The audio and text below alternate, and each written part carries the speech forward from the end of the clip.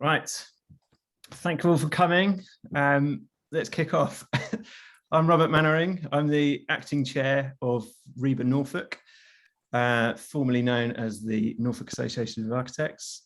Thanks for all joining. We're here this evening for a sort of panel discussion from past presidents of the Norfolk Association of Architects.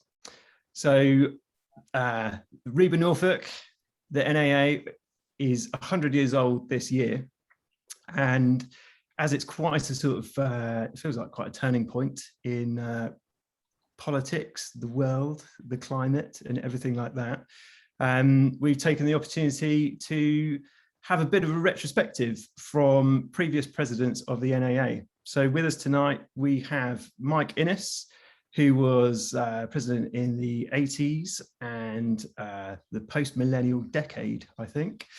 We've got John Boone, who was president in the era of Michael Hopkins as president of the RIBA.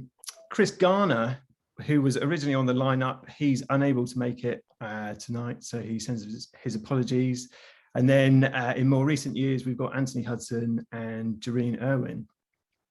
So as I say, the NAA has been going for 100 years. It's been through a world war, huge political events. The profession has changed over, between decades. So how do we distill this down into a sort of half an hour or 45 minutes in one Zoom? So we've distilled it into one question, which is that given the sort of the experience you have as a previous president and your life in practice, what have you learnt and what advice would you give to architects of the future? So it's an open question with 5 minutes of answer to your choice.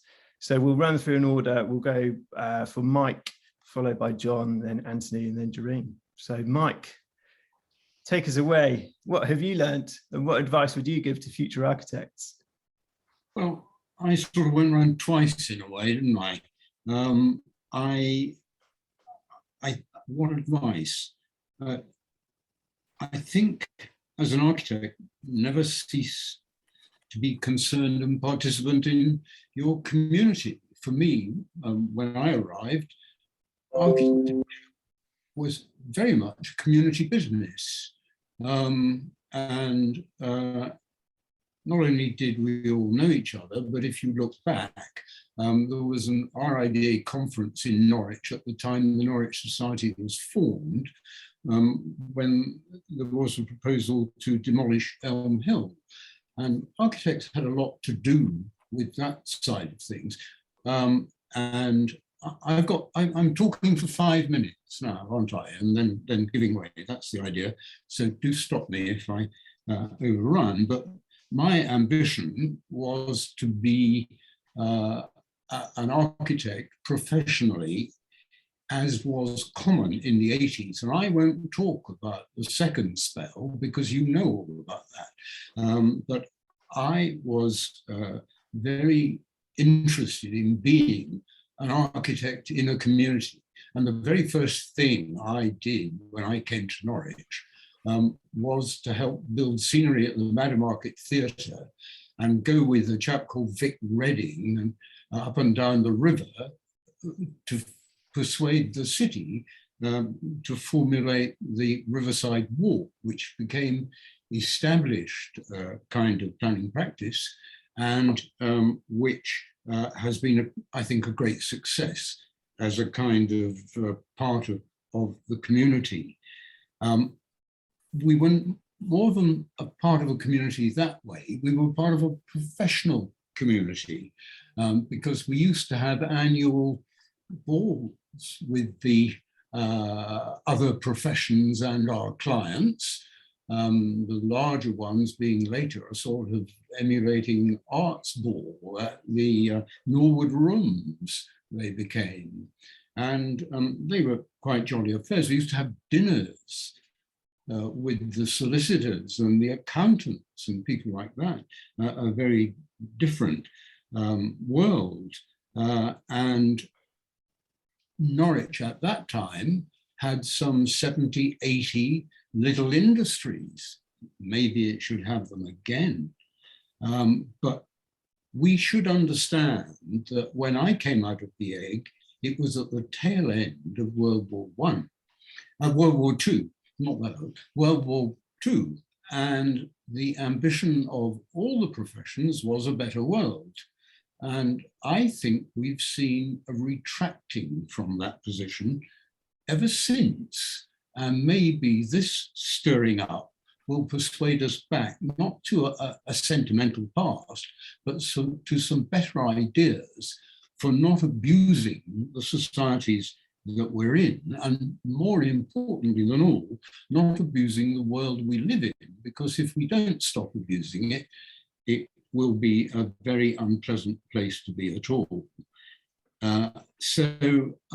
What do I want to say? What have I learned? I've learned that architects and professions can do nothing without politicians, and that if politicians are corrupt, the best that architects can do is, as it were, mitigate that to the limit of their extent.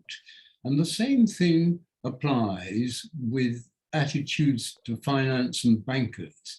I don't know about you, but I have talked very little about money. And if you didn't come from a family background that had money, it's been a very slow awakening, because as with politicians, there was a tendency to believe that they were not corrupt. And that's where I'll leave it for the moment, because I think the rest goes on to talk about practice things. That's amazing. As an opening 5 minutes. Thank you very much. Yeah, the community, politics and finance. Yeah, that's great. Thank you. John. Right, yeah, thank you. In your position, what did you learn, and what advice have you got for others? Well, I'm probably going to sway it more to my own personal experience, perhaps, because if there's isn't it typical? Bear with me. If there's one thing that I've learned, and that is that being an architect is not really a job. I was doing a little bit of internet research this afternoon, and I found a site that gave the advantages of being an architect. I'd just like to bounce these off you and see if you think they're correct. The first one was, architects don't work many extra hours. And the second one, you have free weekends and holidays. And the third one, architects have a decent work-life balance. Well, I've never met an architect that achieves those three objectives, I have to say. But I think the point is that if you're an architect, you don't actually look on your work as work. You look on it as part of your life and your lifestyle. And I think this is why, as Michael was saying, it kind of flows over beyond your job. Because I think if you look at all the civic organizations, all the pressure groups, all the activities, all the communal incentives that go on in Norwich as anywhere else, you will always find that there are architects or those who've been trained to some extent in architecture are always actively involved, because we have an interest beyond our work, and also, as Michael was saying, an interest beyond money. My father always used to say that architecture was a perfect profession for someone creative with a private income. But I think the difference is, I was a senior architectural partner in a multidisciplinary practice. We had M&E engineers, we had surveyors and so on. And one day at the partners' table, the question was asked, what would you do if you won £1 million on the lot? It was a few years ago. You'd need a bit more than £1 million now, I think. And every single person, except the architects, said, well, I'd stop work tomorrow. There were two of us architects, and we said, well, it wouldn't make the slightest difference. We'd just carry on exactly the same as before, because we don't do it for the money. We do it for the satisfaction.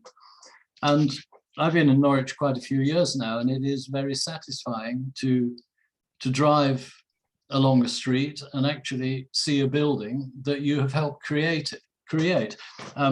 However, I have to say there are a few streets that I have to take detours from to try and avoid some of the buildings that have been created, but that's building, and that's design and build for you. So I think in summary, I would say enjoy your life, be active, be part of your community, and generally you will find that your architectural career will stem from that as a natural process. I think that's about it. Lots of other things I could say, but that's probably my 5 minutes. Again, that's brilliant as well. So thank you. Other bits we can save for the questions and conversation afterwards. Anthony. Hi. What have you learnt? What advice have you got for architects for the future? Well, it is sort of a little bit of a reminiscence, but also a bit of. I mean, I think I think there's a sort of general agreement that we have, as architects, we have huge responsibilities, not only obviously to clients, but to society as a whole, and to actually create a better world. But I think, in our experience, I mean, our professional life has been made difficult by a lack of support and understanding of, particularly in the crucial stages, first stages of the project, and dealing with planning departments. And it's still extraordinary to me how many local authorities, there's an absence of trained designers and architects, especially in our part of the world. But it also is part of the very sad thing about the profession in the last 50 years, and that's the demise of the local authority architects department. There's a time when the plum jobs were working for local authority architects, and that was also about a public good. But now we're all private businesses, and I think that's put a very, very different kind of slant on the way we think. And I was thinking for local authority architects, we all under Percival, and I have really fond memories of Norwich Library. But the other obvious ones are sort of London County Council, an amazing festival hall, and Camden and Neve Brown. And I think it'd be nice to think that this might come back, that this source of public authority job might come back in the future. I mean, it may be as a big wish, but I think it's all would be for the public good. I mean, it's this dearth of support in local authorities. I mean, we had CABE, who provided some kind of sticking plaster. And then we've got architecture centres and design review panels, which are all great. And I hope those will be more established more firmly in the coming years. But much is proclaimed by politicians and circulars and the MPPF, but still no teeth and no money allocated to it. And we do, as Michael says, we do need those politicians to push that. On education, having taught a bit, I think too many schools of architecture are serving up the same dish. And I think it's important, why it's important everybody to understand what good design is. But a lot of people are happy to work on the technical side as they are on the strictly aesthetic architectural design side. And I don't think we give enough space to that side and the technical issues and those things that people want to explore in more depth. I think we treat in teaching technical issues as too peripheral, and this goes for understanding for building performance and construction. And these are so critical as we're faced with climate change, and it's something we'll all have to address. And for me, it was a complete eye-opener when I moved from architectural school to practice and saw things built. It was actually, for me, it was actually much more exciting actually working on a building site than at architecture school in the end, and dealing with the stuff that one builds with. And I've got a feeling that part one should be a much more general introduction to design, much more kind of playful, and then become serious at part two and focus on the design of real buildings then, and maybe combine part 2 and 3, and maybe, and it's very controversial, that remove the RIBA's overseeing of part 1 completely, because I think it really should be not so professional and much more about the RIBA should looking at be part 2 and beyond. And that's the sort of direction I'd like to see things going. And also maybe really pushing apprenticeships. Obviously that relies on the willingness as a practice to involve themselves in it. but we need to remember that development of architecture courses was a response to the fact businesses were not training architects in sufficient numbers. But combining practice and academia in a more joined up way would be really, really good. I think the whole process of designing, I think my mistake at college originally was to work too much about the purity of the concept, and I think it's unwittingly reinforced in schools of architecture. My head was doing all the thinking and not allowing ideas to grow through drawing. And I think it has to be a combination of the two, that free exploration of an idea or thought and analysis and going backwards and forwards. And that's why I think the cold domination of the computer is I find a bit of a problem still now. It's too exact, too precise. We need still more unconscious, the kind of unconscious move, the experimental, that thought of not sure where this line is going. You can't do that with a computer. And I think we've got to regain that. Whereas computers are really, really important, I think we've got to regain that that kind of fluidity of thought.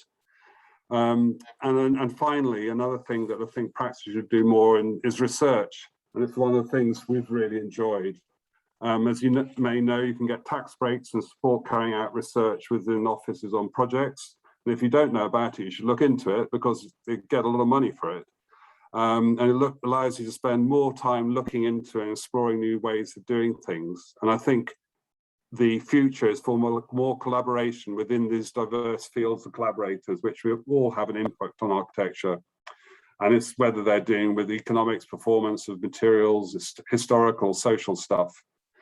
And it's in that spirit that we're currently engaged on our research project, which actually Eddie here has helped with the UK and French universities and other practitioners on a new way of building with earth. I think it's so fantastic learning from so many different kind of groups, diverse people. It convinces me that architects in the future, it's the future of architects is working with other people, collaboration, and that's the way forward. So that's where I am at the moment. Brilliant. Thank you very much. Packed a lot into 5 minutes. Jareen, Wow. would you like to follow that, please? Oh, I'm not sure I do. I think I'm just as gonna the more recent president, what have you learned, and yeah, what advice have you got? Please. I don't really know how to follow most of that. There's a lot of information. I suppose out of everybody else on the panel, I've been practicing the least amount of time. I think I probably started practicing as a fully qualified architect about 10 or 11 years ago. I sort of fell into architecture. It's not something I set out to do when I was a young teenager, but it did incorporate a lot of the things that I really liked. And for me, architecture is about people. Everything. It's the best part of architecture. It's also the worst part of architecture, and sort of everything in between. I genuinely see architecture as an opportunity to change and enhance the built environments for the better, and it's for the better for people. As John said, it's so exciting. It's an amazing experience to see something that starts as an idea come to life, and it's something physical, and it's something that is there for a long time. But the opposite side of that is the responsibility associated with it. Whatever choices you make, they are there for a very long time. And there is still a part of me that finds that absolutely terrifying. I think architecture also means, as Anthony was saying, it's working collaboratively, and it's not sitting in this silo, and it is about working as part of a much bigger team. One person does not make a building, does not make a space, does not change things for the better. And it's whether it's architects working together or everyone in the built environment working together. But I think it's even more than that. I think it's about everybody working together. And when I say everybody, I mean the clients, the end users, the people that are building it, the people that are approving it. So whether this is planning departments, whether this is building control, there's often really conflicting views and opinions. So what I was saying about, the best thing about architecture is people. So, we're creating places for people. They're commissioned by people. They're designed and constructed by people. They're ultimately used by people. And when you have architecture, so I don't just mean buildings, but when you have architecture where people are at the center of it, these are the spaces that they're great to be in, where the whole team that's been involved in that have really understood what's going on, whether it's a housing estate, whether it's a new civic space. Those are the amazing places. Those are the ones that are going to be there for a long time. My biggest worry is people and getting it wrong and doing the wrong thing and inadvertently making things more difficult for people in the future. And I mean that in terms of sort of end users. I think we don't talk enough about accessibility. It's sort of seen as a barrier potentially. But there's a lot of research about, accessibility is not just designing for a wheelchair. It's about people, and it's not. I don't see it as disabilities. I think it's about understanding people, and I wish that when I was learning architecture, there was more of a focus on psychology and understanding people and the environments that we live in, and why we do certain things, and the benefits that architecture can bring to this. So there's a lot of research about well-being and how architecture contributes to that. I think that architecture is about lifelong learning. So you definitely don't go into it for the easy hours or the easy outputs or quick results or anything like that. Everything takes a long time, but there is an immense satisfaction at the end of that if you get it right. It's always hard when you make mistakes, and being willing to learn from that. That's part of that lifelong learning, and things change quite a lot. I think the best architecture is also about sustainability, and there's sustainability in terms of environmental sustainability, there's economic sustainability, and economic sustainability and biodiversity. I think everything is linked, and it's like this huge puzzle. And what Anthony was saying about education being more inclusive, about people that have got different skill sets and different interests, rather than trying to fit everybody into one mold, having this massive people that have all these varied interests, all of which are very complicated, bringing them together, we've got the ability to create something amazing for the long term and for people. So yeah, I think for me, it's about opportunities and what we can bring to the table as a part of a much bigger picture. Yeah, for me, it's over and over again. It always comes down to people. I love them and I hate them at the same time.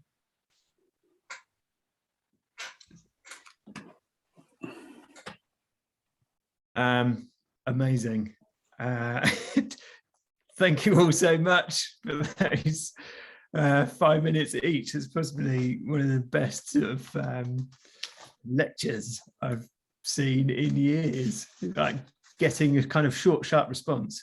I mean, there are so many things covered in there. What is interesting is that we're part of a system, and it's interesting that Mike, as the most seasoned sort of member of the panel, you opened and said, we can't change politics, we can't change the finance system. And yet that might be on a kind of macro or media level, but then every one of you has said that, in terms of community and organization of people, which in itself is a kind of local politics and being part of the social structure, it's just, that's unanimous across all of the answers. Does anybody have any questions for the panel? If you do, feel free to turn your camera on and ask the question, or pop it in the chat column and I'll read it out for everyone's benefit. Or as members of the panel, do you have any comments on anybody else's pitch? Maybe we should give a little bit of time. We've got another past president here, Chris. Yeah, we've got Chris Hoover as well. So Chris, maybe he should kind of he would be a good person to launch out on thoughts. Thank you. Can you hear me? Yes. You've also got a moustache, which you haven't got. I never know when I'm on mute or not.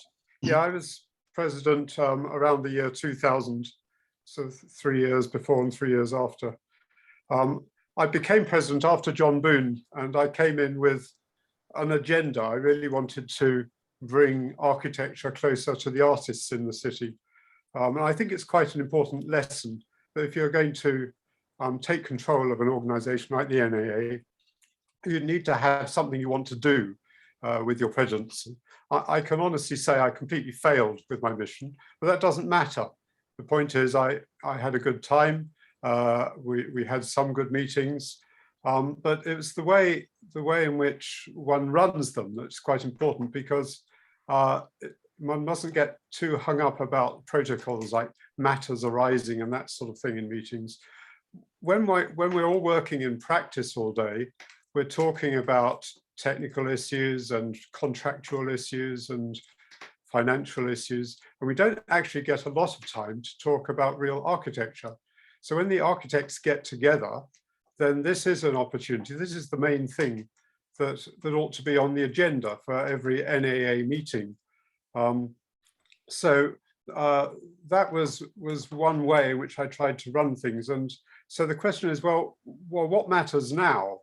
And we've been talking about politics and economics and sustainability, and we're all there. But there's been some other suggestions.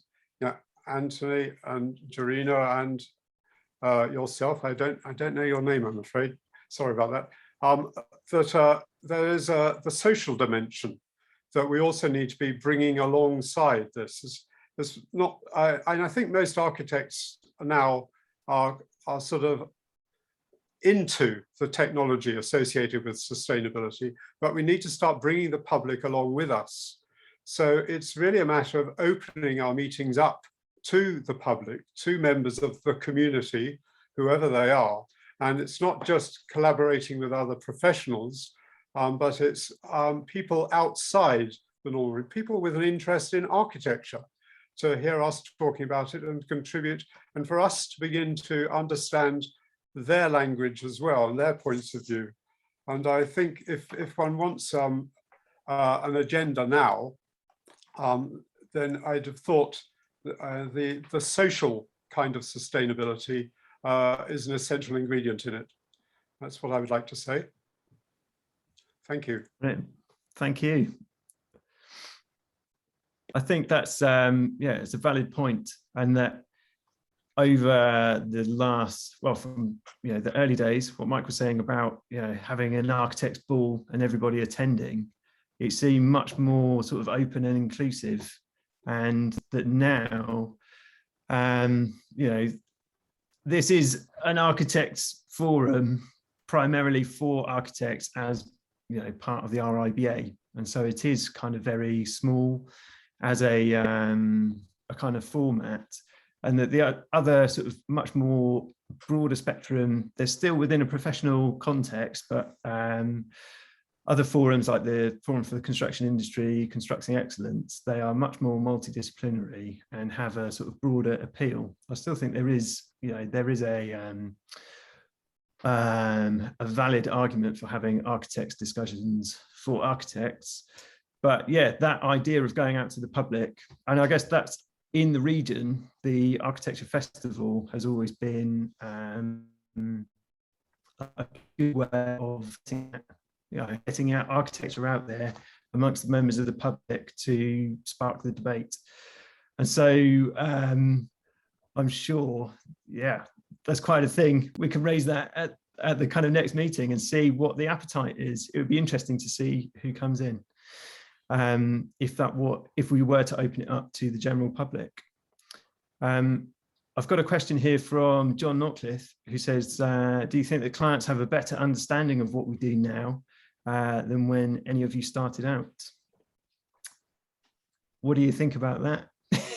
Who'd like to answer? John? Oh yeah, Chris, go for it. I think we've got a lot better at explaining to our clients what we're going to do for them than we used to. In the old days, one sort of got on with the job, and only then found out what the clients really wanted when we started bouncing our ideas off them. Now, I think we're a bit more careful about explaining exactly what we can and what we can't do for them, and explaining the circumstances in which we're going to operate on their behalf.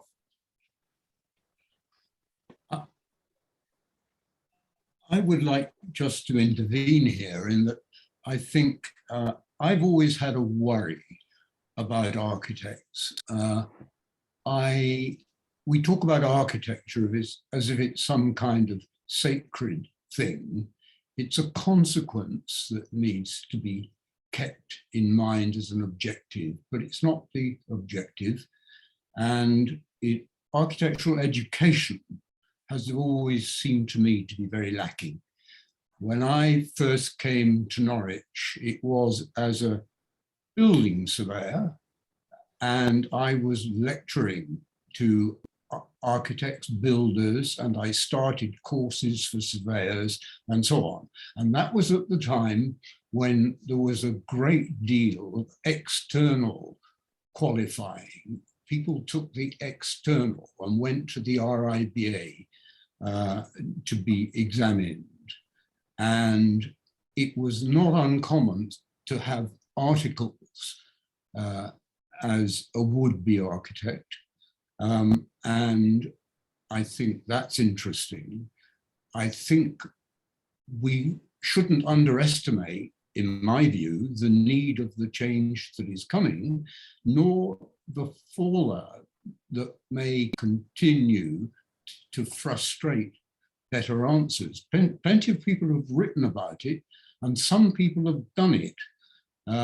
But when I first came to Norwich, it was partly because it was a small enough city in which to have some say, and it was partly also because it had a tremendous tradition, if you look back, it had a tremendous tradition of strong local architects with a local interest. And if you look at the names of the people who were demobilized when I was a student and were alongside, as it were, they were things like, it was Major Fieldman, it was Colonel Mawson, and it was Captain Hastings, and it went like that. Now, I am not suggesting we should all go in the army, but when I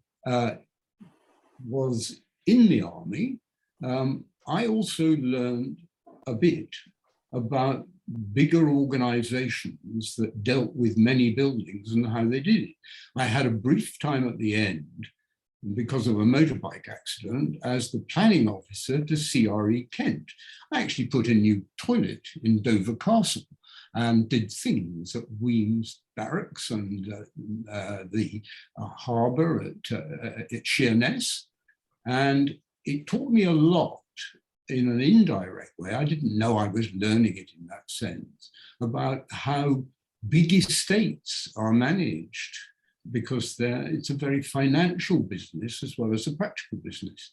And I think architectural education has always lacked other dimensions in that respect. And when I came to Norwich, it was doing, after army and all that, it was doing external things. And I always said I would qualify as an architect externally, and then I would resign from the RIBA, which I never did.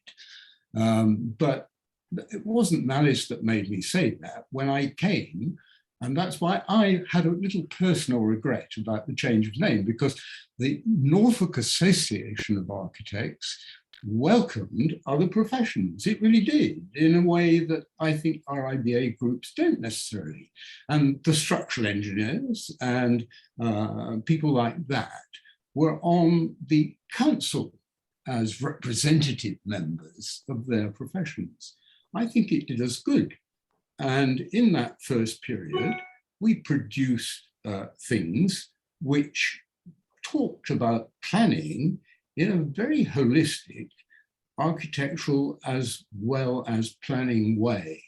And if you look on my very incomplete personal website, there are some publications on there which the local association agreed to sponsor, and we had exhibitions and so on. So what am I trying to say, really? I'm trying to say that it's not going to be a business as usual when we do resume, because it is my theory that we should not allow another green acre to be built on that doesn't absolutely have to be built on, which means we're going to have to look at much cleverer ways at building densely without building enormously high and ruining the country. I mean, I look with horror at some of these things that are going up in China and the Middle East. And you look at our high rise and it's chicken feet compared to those, and you wonder what social problems are building there.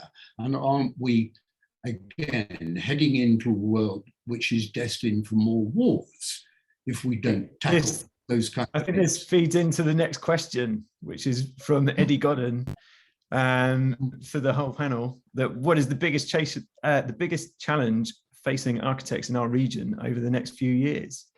And do you think we're equipped to deal with it? And John's straight in there.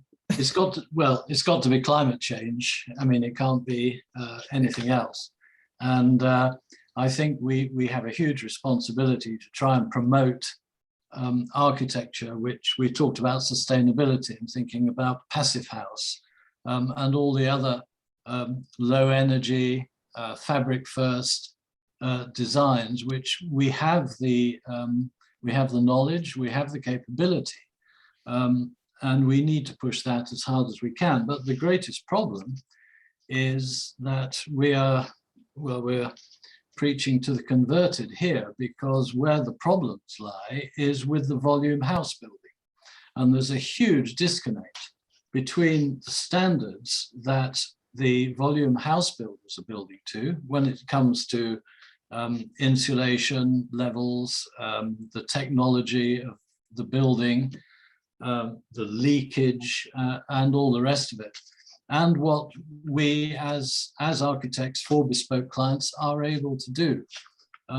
Now, you can't do everything by legislation, and I know there are changes to Part L and the building regulations to make it tighter and tighter. But I think there is still a huge sea change in attitude that has to be got across generally to house builders and to others involved in the industry if we're going to try and tackle that problem. Thanks, John. Doreen wants to chip in and follow up. I was going to say, I completely agree with John. I think the biggest challenge is challenging the status quo, admitting that we haven't been perfect, admitting that mistakes have been made in the past, admitting that we all have a huge amount of learning to do, but the tools are there. We have the skills. We have to be better at sharing. I was really struck by what Mike was saying, and that this whole forum for exchanging ideas, like the NAA that I've always known, it has always been very inclusive, and I think that has potentially spawned the other organisations that we know exist now. So Constructing Excellence is a very open forum for everybody involved in the construction industry, as is the NFCI. So there's this cross exchange of ideas, and it's always been I suppose what I've learned that's changed over time is there's confrontational, there's blame game, and you've done it wrong and you have to fix it. Is that change in attitude is a huge challenge, to accept that we don't know everything and we all have to learn, and there's quite a lot to learn, and by not doing it there are huge consequences, not just for us, not just for our careers, but I think for people generally, and that may be part of the answer, is that we shouldn't be building things. The more I read about it, there's are we actually contributing to a massive problem just by doing what we think is the right thing? And are we making things worse long term? Are we the problem? Yeah, I was just going to sort of add in there, if you look at the the context and what you were saying earlier about you worry about what you might get wrong. If you look at the sort of whole idea of retrofit, you know, historically we've got all of it wrong. So, you know, you could easily extrapolate and just say, look, can we stop and have a rethink? But sometimes you can't stop the bus, or it's very difficult to. But Anthony, you want to add something? Well, there was, yeah. I mean, I think it's about being responsible and using the resources we've got. Totally. I mean, it's operational energy, as you were talking about, John. And you know how, but equally, it's about the materials you use and the energy that goes into them. And I think one of the biggest, particularly on kind of quality of build, I think one of the biggest challenges we as architects get involved is actually finding constructors, builders, people to actually build to the levels and understanding that we want. And I think this is another area of technical sort of untraining that we've done in the last sort of 50 years. We've just got, I think we've got a construction industry which is not fit for purpose to do these kind of things at the moment. And we're having, you know, we're always having problems trying to, you know, I don't know, probably all architects are having problems getting quality build, not just that it looks good, but also that it works and performs. And the performance gap between what is how a building's supposed to work and how it actually gets built, and then it really doesn't perform very, very well when it is built, which is an absolute tragedy and irresponsible. I think those are things that we're constantly going to be up against, especially as we expect buildings to be better and better at the way they perform. And the other thing is that politicians, this thing about that on existing buildings is just the stupidest thing ever. I just don't understand why we still are in this position where we're charging VAT on refurbishing buildings. It's just crazy. Yeah. That's been going around. I remember people talking about that when I was doing a sort of apprenticeship about 18 years ago. They were, you know, it doesn't change. It's interesting what you were saying there about there not being the standard, and also linking back to what you were saying about architectural education. There's probably an opportunity for architects to branch out and actually pick up the tools and materials. I wonder if there will be a sort of development over the next kind of years where you see architects actually getting into the construction side. I know that in America, Jonathan Siegel in San Diego, he has the most, or a few years ago, he had the most AIA residential awards, and he was architect and contractor all in one. So they've nailed the whole process, and they do social housing. They're getting into sustainable housing and everything. So it would be interesting to see that.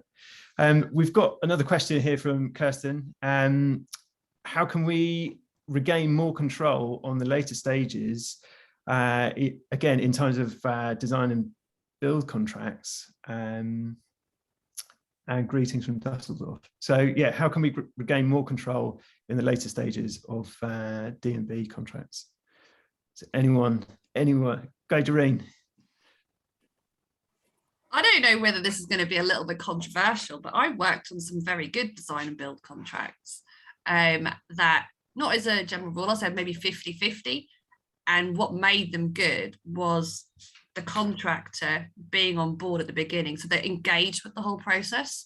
They were part of the team. I always find there's a massive disconnect between a pre-construction and post-construction phases on a project, and there's this absolute wealth of knowledge and information and the decisions that have been made and why they've been made, because often it's years between the start of an idea to something actually starting on site, and this information is lost because it becomes about contracts and conflict and blaming somebody. And I think that the gaining control for me is all about, it's that idea of working collaboratively.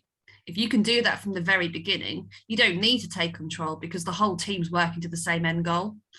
But that's few and far between. But that's my opinion on it.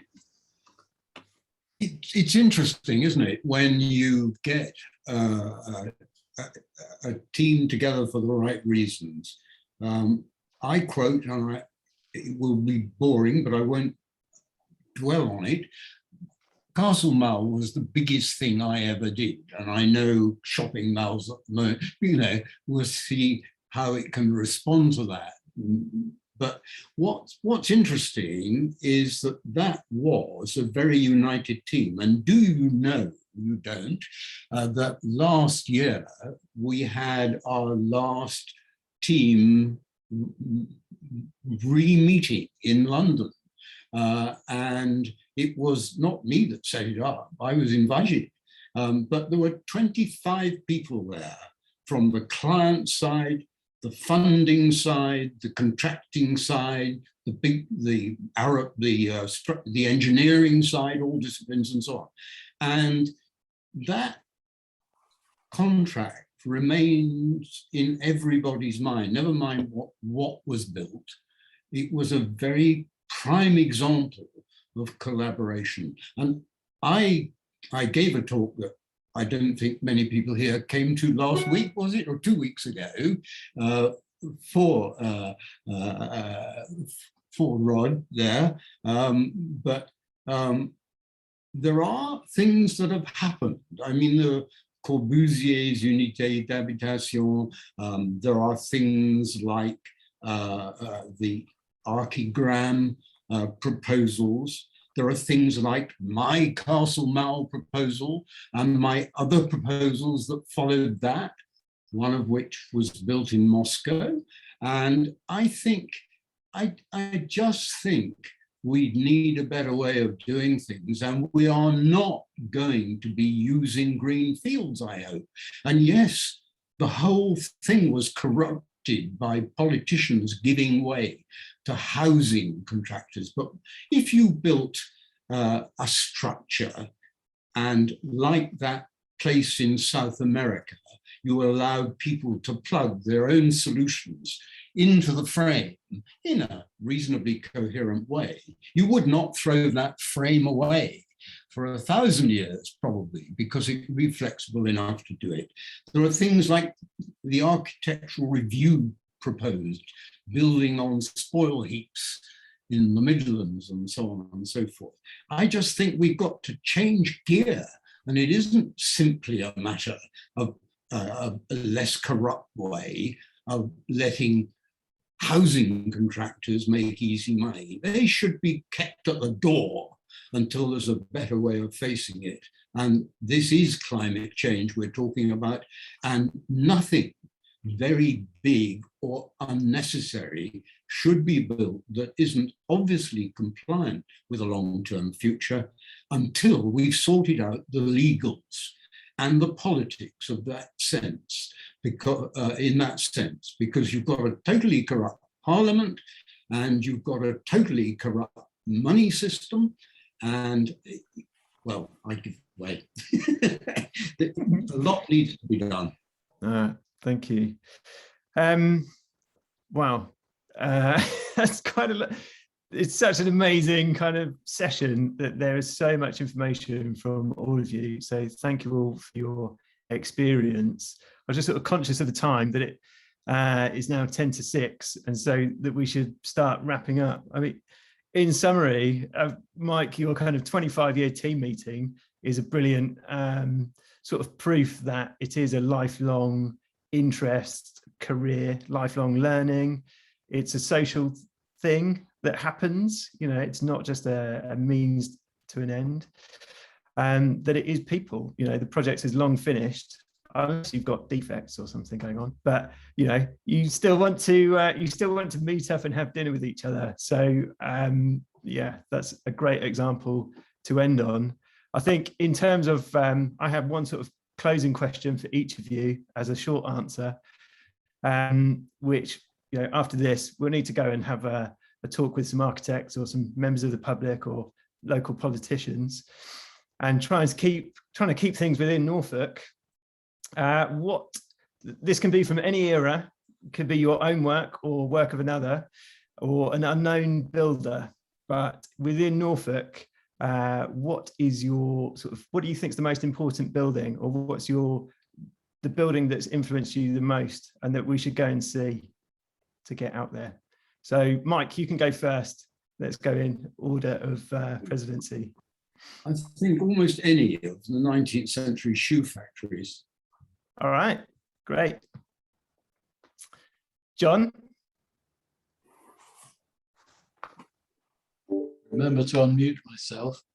I'm going to go modern, further to what we were talking about earlier. I'm going to go for Goldsmith Street, because I really do think that is a significant achievement, just in terms of the passive house, just in the terms of reintroduction of streets and places. So that would get my vote. And what's your cat's favourite building?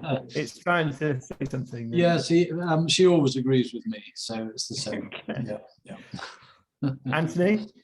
Well, I'm going to be quite partisan because I'm going to go for some material, which is earth, and the adobe buildings of Norfolk and the earth buildings of Norfolk generally, which are a undiscovered source of really, really interesting buildings. And a lot of them, you wouldn't even know they were earth.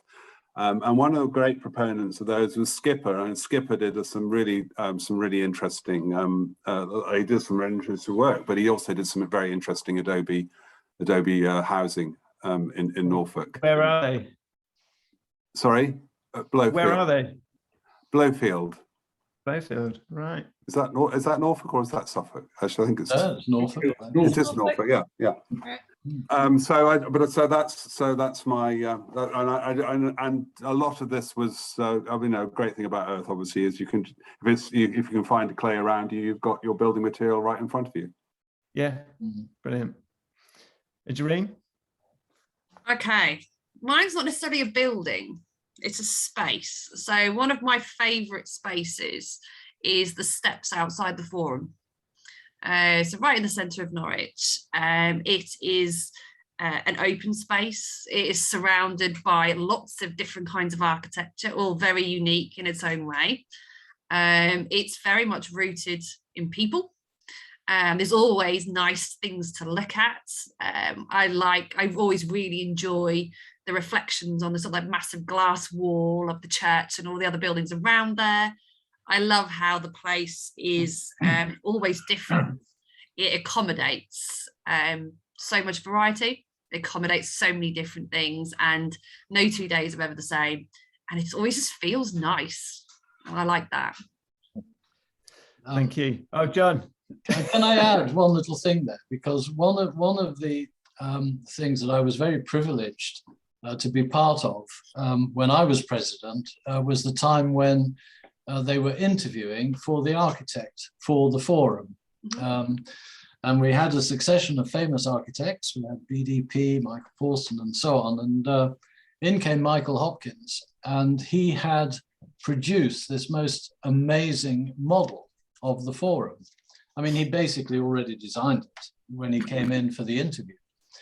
And he insisted that he put it on the table in front of us, and then he insisted that we had to switch the lights out because the cost, I think he said it was an extra £2,000.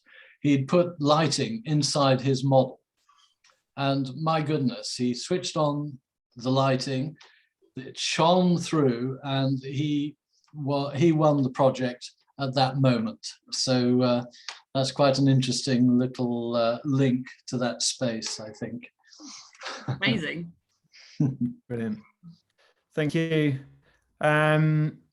We've had one last question from Nick Kemp, which is, I'll give this to Anthony. I'll give it to you because you are a proponent of education, but do you think architects in our region have enough ambition?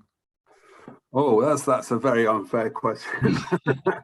I would believe that everybody who's being an architect, who is kind of in the way that we've been talking about architects, has great ambition. I think it's more a question of whether they're allowed to allow that ambition to fruition, and to be able to kind of really explore. And I think there are lots of things that sort of work against it, unfortunately, and I sort of suggested a few. that I think it's the ambition of the public and the clients, perhaps, that if we're preaching to the converted on this Zoom. Doreen, you were going to say something? Just very, very quickly, I would say that there is so much ambition for very, very good reasons in the region. I was lucky enough to be asked to sit on the RIBA East judging panel. So the same year that we were one of the first people that got to go and see Goldsmith Street. And I think when we talk about the region, not just Norfolk, the wider East region, the sheer variety and scale and amount of good architecture and excellent architecture and even outstanding architecture, it's more so here than a lot of other places around the country. So I'd say we have more than enough ambition, and we've got to put it to good use. Great, brilliant. Thank you all very much. Let's end it on a positive note. Go and see some nice buildings. Keep Anthony, can you give us anybody any clues where we can go and see these buildings, or let us know? Maybe we can pass it on to people that attended if we want to go see the Earth buildings in Blowfield, where exactly they are. Oh yeah, I can absolutely. Yeah. Excellent. Yeah, and this is being recorded, so we can put this on the YouTube channel and we can add information. We can kind of get building details, things like that. So on behalf of RIBA Norfolk, thank you all for your time. On the panel, thanks for everybody who's turned up, everyone who's asked a question. It's getting into the Christmas season, but we have plans for sort of fan lectures and events in spring next year, which we'll pick that up after Christmas. So thank you all. Thanks to the panel. See you soon. Bye. Thank you. All right.